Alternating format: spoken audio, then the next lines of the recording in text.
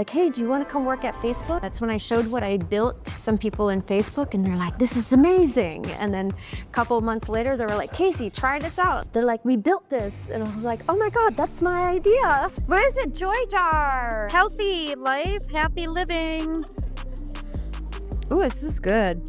I like the cucumbers in it. Pokemon Go was the very first commercial success. Any female that is interested in tech, just find a way. You know, you don't have to push yourself over the limit and overstretch yourselves too far. And I know it took me, 5 years to jump into technology full time from a different career. And it's scary. It's scary. Apple Car, they're in Singapore. They do surgical planning for surgeons. Hello everyone, welcome back to a very special episode of TechTalk360 where we are featuring an international guest, and it's none other than Casie Lane Millhouse. Hi. Hey, I'm super excited to be here. I just met her in a summit that has happened in Sri Lanka, and she with a really packed schedule, she came today for our podcast, and we are really excited to have you on board on the podcast, and I'm going to see an amazing episode today with you. Casie is the founder of Shashu, am I right? Yep. Perfect. And we can just talk about what Shashu does and what Casie is doing in the VR and XR space among all the industries, and how she's also, mentoring tech startups and, giving them a boost to the economy. So just to start off, to everyone who's waiting for this episode, who is Casie? Who am I? Oh my God, that's a good one. Sometimes I ask that question. I guess you could say I'm an American, a proud U.S. Air Force veteran. Wow. I'm also a college dropout. I was a pre-med student and realized that, I'm going to follow my passion, and I took on coaching gymnastics. So for a decade, I was a gymnastics coach through the US, in Bermuda, and the national team there. Then I was in China, and then also in Singapore.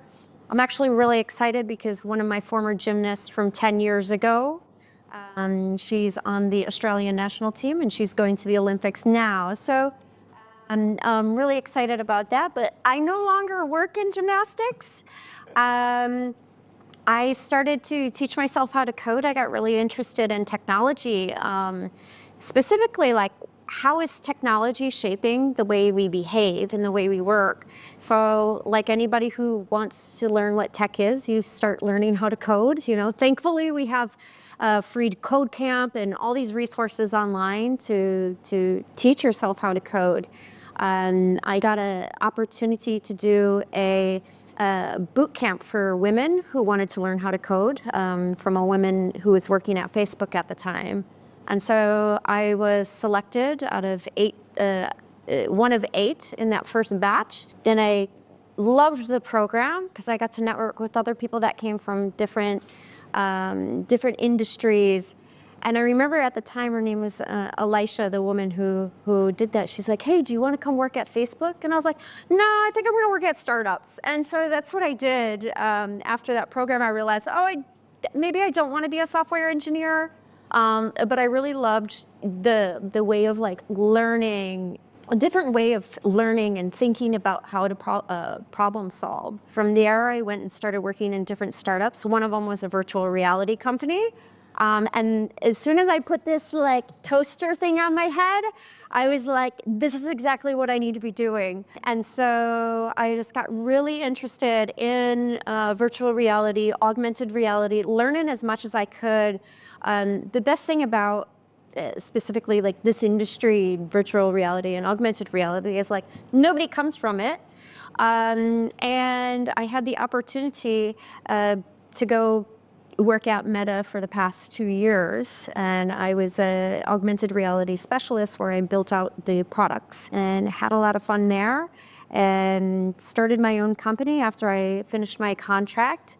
And the company that I have now is doing developer programs and to help augmented reality and virtual reality developers and startups build and commercialize. And I focus mainly on the aging population and people with disabilities, and all sorts of like social causes in that.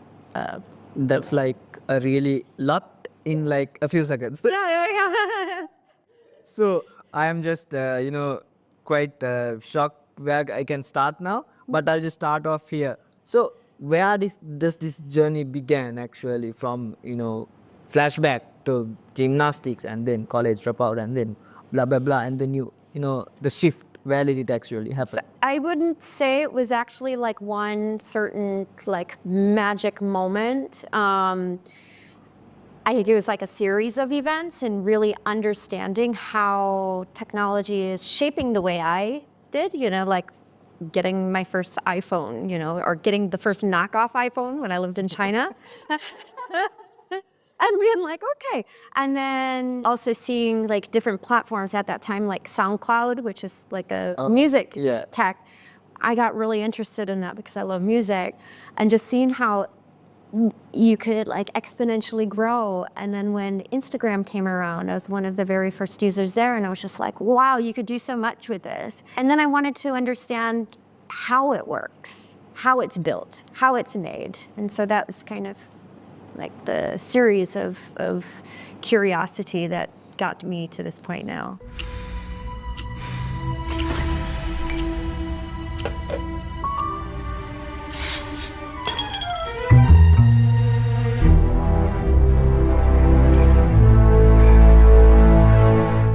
If I just shift a gear a bit and pop in this question, what actually happened in the US Air Force, and just share that experience as well? I guess I was after high school. So like a lot of Americans that come from lower middle class income family, we don't have savings to go to college. And I saw my sister go to college, and she paid for everything on a credit card, which was insane. And I was like, I don't want to go into debt. So I enlisted into the Air Force because you could use the Air Force to help pay for your college. So that's what I did. Unfortunately, when that happened, I went in just before 9/11. So that after 9/11, everything changed. But I really enjoyed my time in the military. I loved that kind of, you get what you put into it. And I was actually a personal trainer in there. So I got to tell people what to do. Even higher ranking officials, tell them to do more push-ups. So That's actually a good layer to start our conversation. So taking from there, we'll just stick to the hot topic right now is AR and VR. Yeah. And how's your journey with Meta? And we have this here. What is actually AR and VR for people who don't know about it still? Yeah. And what's the future on it? I bet it's like a next level game changing movement. Yeah. So I guess I'll start with virtual reality because it's a little bit easier to understand. So virtual reality is taking your entire view and putting it into a different digital dimension. So everything that is real, from what we understand to be the truth, is not there, and that's overlaid by any like digital screen. So it could be like a complete headset, it could be like goggles eventually, and then it could be like contact lenses that completely block everything out. So that's the one spectrum. The other spectrum is called augmented reality. So augmented reality is when you overlay real life with digital elements. So that can be done like through your phone, augmented reality. We see like silly face filters and stuff on Instagram, TikTok, and Snap. That's changing the real world with digital layers. And then we have mixed reality, which is the concept of taking those two concepts, but instead of virtual reality where it's completely covered, and augmented reality where you have the real space, what mixed reality does actually takes, it scans what's from the camera and replays it for you, plus the digital elements on top.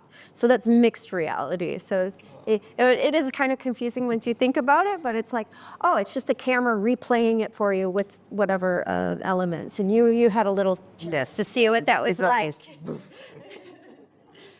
I think you mentioned about the Instagram part of it, and I think you were there, the story behind the filters, and you were part of the whole process on that. Let's just explain on that as well. Yeah, so I forgot what year it was. I think 2016 maybe. I was working in startups with doing like marketing and app acquisition.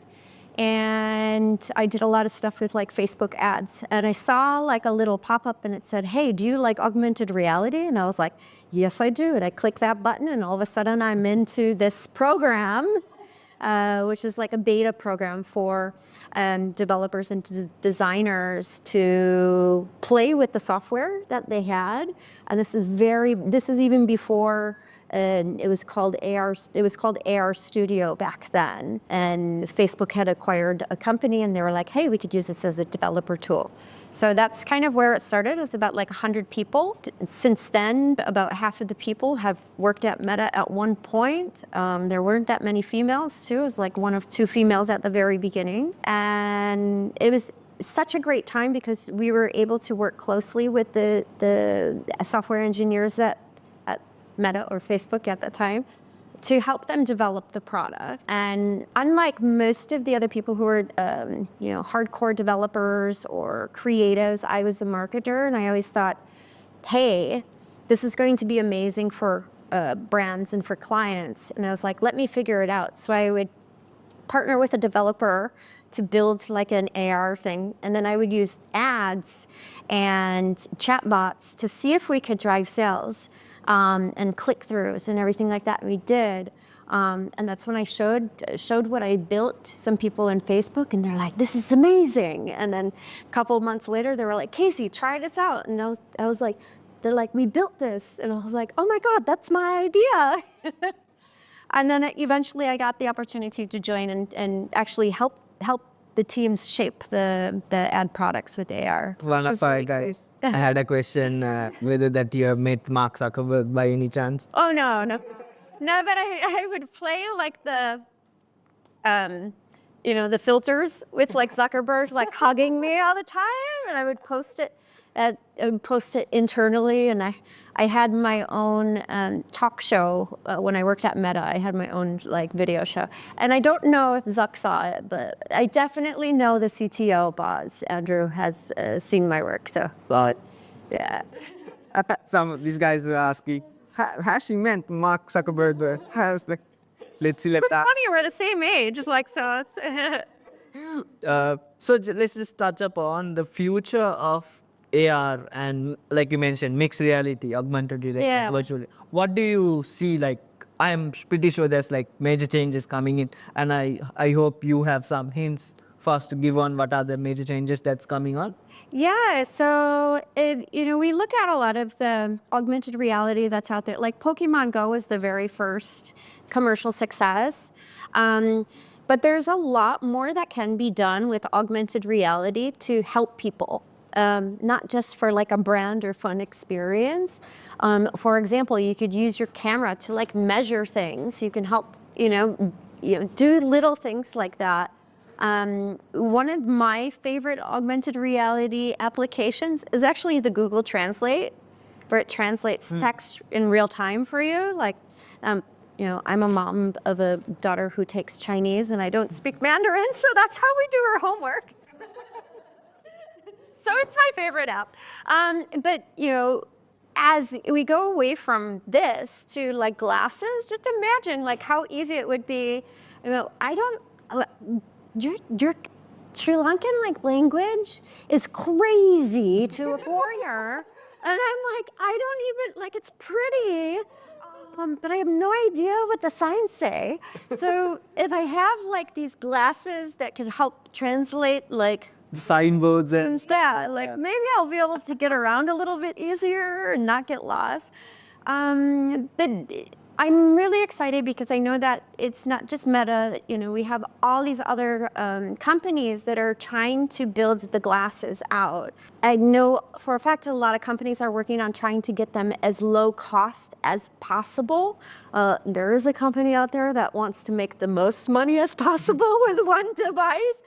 But there are some really great companies that are working together, because it's not just one company that makes like the glasses. It's also not just one company. Like there's companies that are suppliers, you know, the batteries, like different components, like the lenses. So it's like a ecosystem of about 100 companies that need to work together in order to keep the costs down. And so I'm really excited about what that means for like consumers, especially in Southeast Asia and India, here in Sri Lanka and in Africa. Like that access to this technology is just going to help everybody like boost the economy and hopefully provide great tools and services through AR glasses. That's a perfect answer for that question. So if I just ask you, Casie, in terms of the tech startups that are going around and so in Sri Lanka, like I mentioned, the gap is there too. Pretty sure that there's a lot of cost in developing such a product.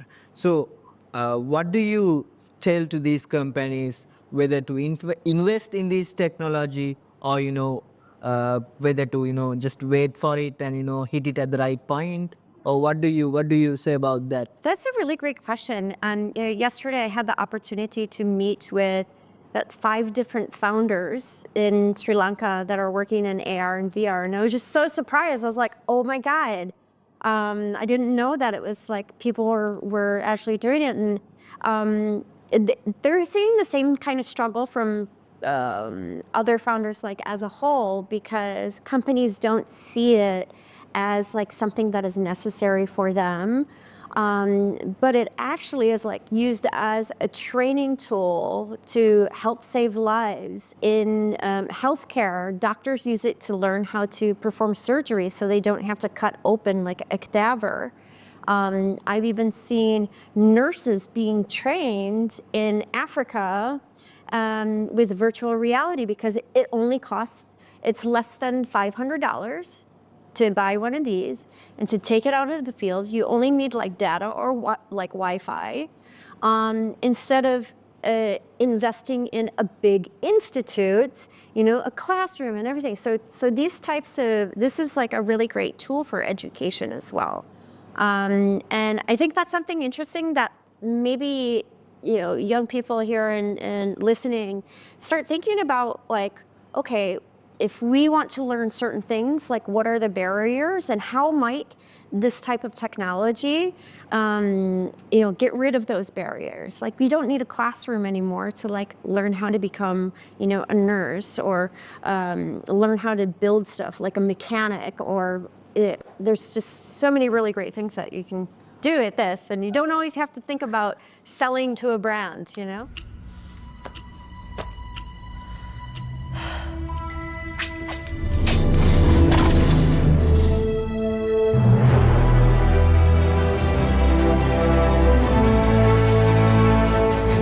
Definitely, like you just mentioned.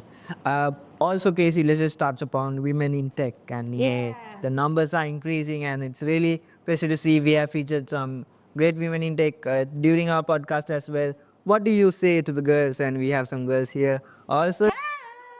Come on over, baby. Yeah, it's when I first started in like technology like 10 years ago, I went to I just wanted to learn so much that I really just didn't care like if I was a woman or not. But I did see a big difference when I went to my first hackathon. It was like 150 guys and then 3 women, and but there were women that were like volunteering, because they were interested in technology, so, and they might not be as like crazy or out there as me to like get started. So that's kind of like, if you're a little bit too timid in like jumping in and participating right away, doing things that like support the community. So, I see some of you ladies here that work in different fields that are, helping with the podcast. That's an excellent way. Like just because you're not a software engineer doesn't mean like you're not in tech. If you're part of the ecosystem, if you're helping with like educational content, if you're helping doing community events, like we need people like that. But we also need people that are very smart in, their own field. and bring that knowledge and solve the problems. Just because it's tech doesn't mean it's like super high tech or whatever. It could still be in like finance, for example, or in healthcare. So yeah, I would say to any female that is interested in tech, just find a way. You know, you don't have to push yourself over the limit and overstretch yourself too far. And I know it took me, 5 years to jump into technology full time from a different career. And it's scary.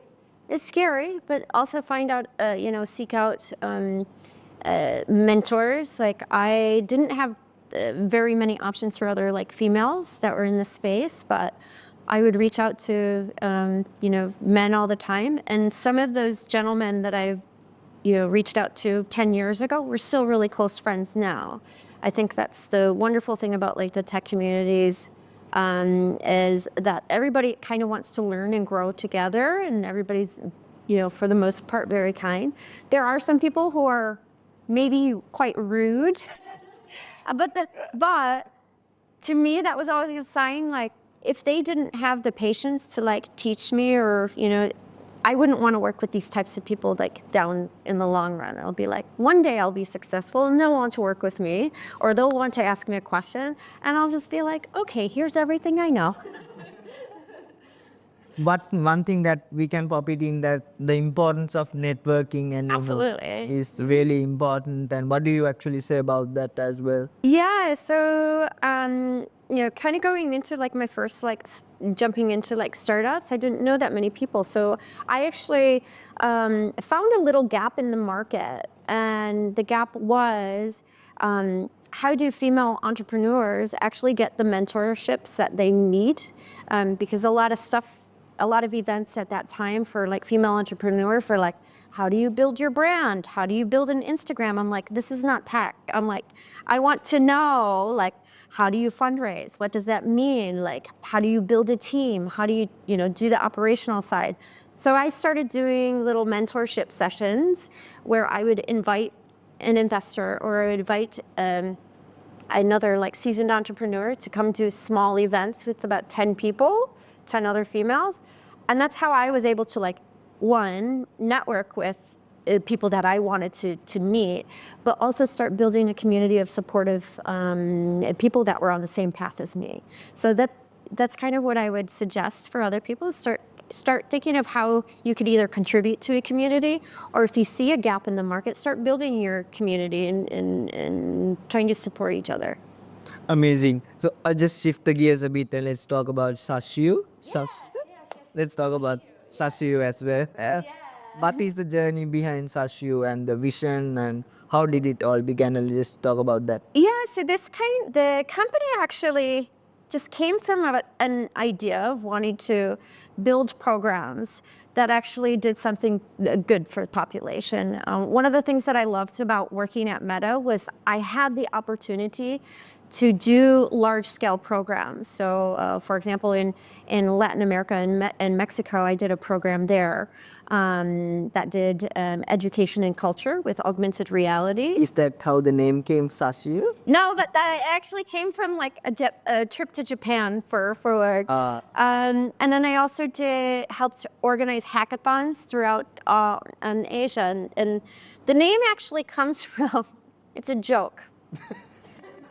It's kind of a dirty one. Do you know have you ever heard this joke? Or the joke goes, is that a gun in your pocket, or are you just happy to see me? Okay? And so when I was in Japan, my friend Mark, he goes, are those chopsticks in your pocket? Or are you just happy sashimi? And so I just thought it was so funny. And then we just made a whole like weekend of this joke, and we were just laughing so hard. And then I was like asking people, I'm like, is this racist? I'm like, and they're like, no, it's funny. I was like, okay, well then I'm so happy Sashiu. And then so like Sashiu became the name of my company. That's actually... And I'm so happy Sashiu. So So like the whole idea is like bringing people together to build like tech solutions that will help people. And I'm very passionate about healthcare and mental wellness. My first hackathon that I did was with a mental health charity, which was a lot of fun. We did it in Bali, and then we had about 70 people participating remote as well. And this next one that I'm planning is with the disabled community, and SG Enabled is the organization from the government in Singapore. So we're going to be hacking solutions that help disabled people like work, play, and just enjoy their life a little bit better independently with XR technologies. Wow. So really excited about that one. That is just amazing. So if I just touch upon how this VR, mixed reality, AR is touching upon like different industries, like you mentioned, for example, healthcare. From the other side, it can be agri-tech. I don't know. It's just emerging. What are the key industries that this AR and VR is just touching upon, and what do you see like the main changes that's happening?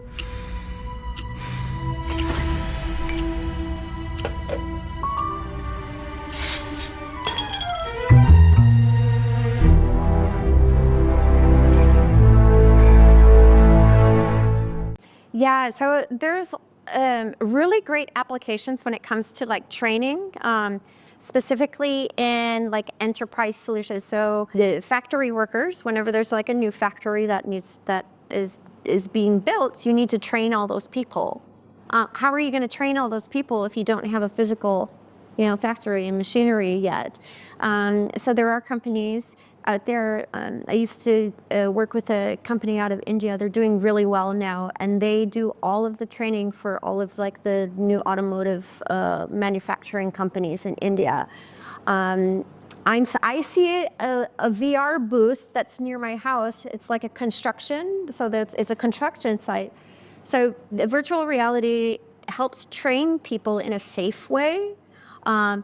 We see it also in like defense or firefighting. Lifeguards are being trained on it. Doctors, nurses. It's a much more safe application than watching a video or having to wait till a very critical time in real life to do it. There's a company that I've been following for a while, and I just started playing with it, and it's teaching you like how to deal with people in stressful situations, like in a corporate situation or having difficult conversations. Even though it's like an avatar, you really go through like the emotions, like it feels real, and you have to figure out how to solve this problem. Wow. They have such great trainings, and it's only about like 5 minutes that you're going through each one, but I can feel like my heart pumping and everything like that. So really, it's like virtual reality is amazing for like training, and also for therapy. Like it's doing some wonderful things for people that are trying to overcome different pain, like pain. It's also great for like patients so that they can actually see what the plan is. Or for example, one of the companies, Apple Car, they're in Singapore. They do surgical planning for surgeons. So they take the 3D scans and the CT scans, they take the model of that, and then they pop it into a HoloLens. So the doctors can see exactly where a tumor is. They can plan how they're going to cut it, cut the person open, slice and dice them in a very minimal way. And that also cuts down the amount of drugs, the anesthesia. So that cuts the costs of the surgeries. It makes the surgeries a lot shorter as well. It saves the healthy tissue, and it also improves like recovery time. So from like a hospital perspective, they're saving money because they don't have to use so much, and they're also saving that. And it's beneficial for the patient as well. And the technology is actually helping the surgeons become better at their job. So it's pretty amazing. They also, really great thing about it is like they have those 3D models, and the doctor can show the patient exactly what they're going to do, and it helps calm the patient down because going into a surgery is really scary. So this actually helps the patient like understand what is going on in their body, and it's pretty amazing when you. And mind blowing. It's just Yeah, it's pretty amazing. since you mentioned about the mental health and mental awareness, so people in tech and all the industry experts, what do you, even the youth, when they are coming in, how should their mindset be, and what do you suggest them in terms of having good mental health and having good breaks at right times? What do you just say on that as well? Okay, so I have like two kind of dichotic ways of thinking about this. One is like you need to toughen up. Yesterday I just went and I listened to a talk of Anurad, who fell in one of the mountains, and he was like in the cold for like 3 days and 3 nights, and he survived. Like miraculously, he was survived. And I'm like, if I'm just going to complain about not getting things done, like it's my own fault, but like this person went through the most horrific thing and he's still going. He's moving, he's doing amazing things. And I think a lot of the, my own like mental health, and I think like with a lot of people is like, they feel bad about not doing what they say they're going to do, but all you need to do is actually do the things you say you're going to do and have discipline. So that's what I say about this mental health. Like, yeah, it is a big deal. I've dealt with it myself, but sometimes you just need to like toughen up and do the things you need to do. Saying that, you do need to rest and recover in order for yourself to like perform at the highest level you can. Coming from a gymnastics background and also the military as well, like you are expected to perform the highest level, but you do need times to recover. I'll go on times like, yes, I love technology, like this. I love my phone. I love playing with tech. I even like playing games too. But I will take like a weekend where I don't touch anything. So it's like I'll turn everything off. People will not, like, I won't say anything. You're not gonna be able to reach me or anything. But the people that I love and I care about, like my children, like I'm gonna be present for them for the entire like weekend and not touch anything. So it kind of gives me that little detox and reset. And I think like, me being here in Sri Lanka is kind of going to do that too tomorrow. I'm going to do that same thing, just head down to Gal and check out, So I think that is important to be able to maintain that high level of performance. But you have to put the work in. Don't procrastinate, because that's where the mental health like issues come in, is because you're not doing the things you said you were going to do. You procrast, you get distracted, you do other things, so you don't do the things you do. And then there's a level of shame, and then you feel bad about yourself. So yeah, that's kind of how I have like two different thoughts on mental health.